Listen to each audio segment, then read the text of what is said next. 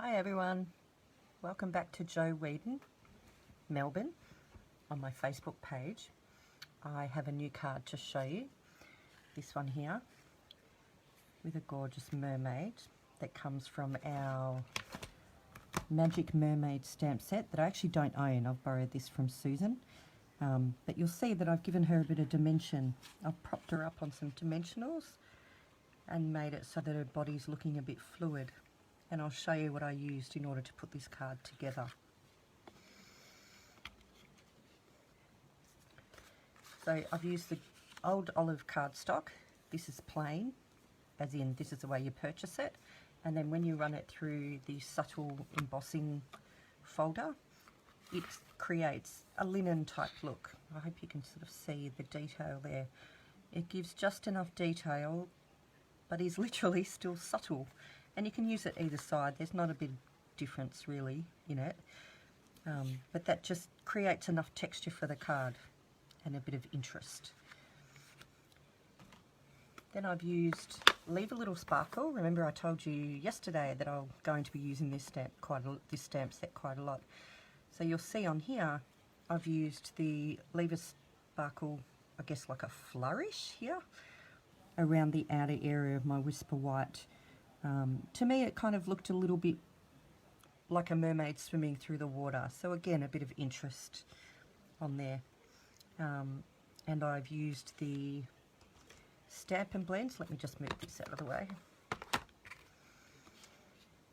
The Stamp and Blends to colour my mermaid. Various colours. I've got Rich Razzleberry, the light and dark, and the light lovely lipstick. Some Old Olive, just for the top of her little crown, and then the delightful Daffodil Delight, as well.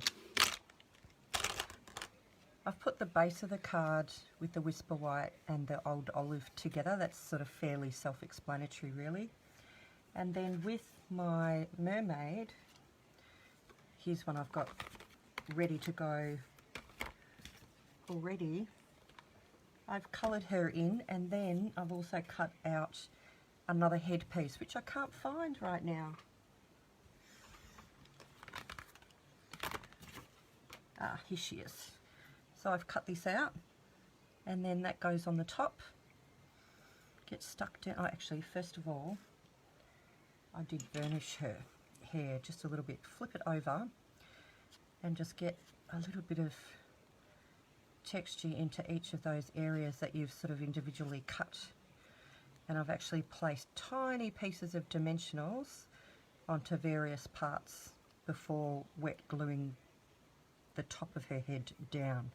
And see, even just doing that gives her a bit of dimension.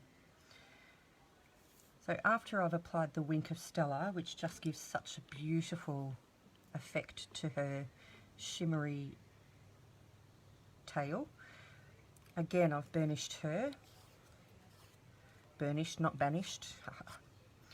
Just burnished her, and then I've stuck her down with layers of dimensionals, either the big ones or the minis, so that she has a bit of movement to her. Now a few times I might have needed to use 2 or 3 to get the height that I wanted.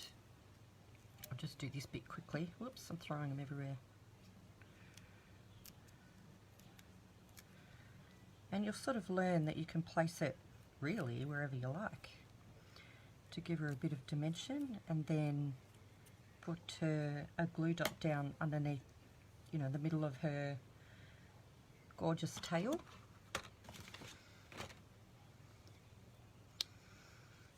And then that will help her have a bit of movement.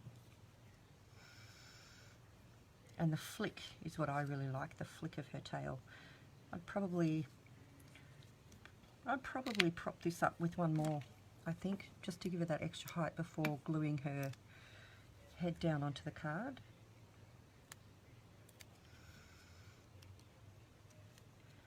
Like that. And I have got Brute, who's holding my glues upside down so that they're always ready. And just a tiny bit of glue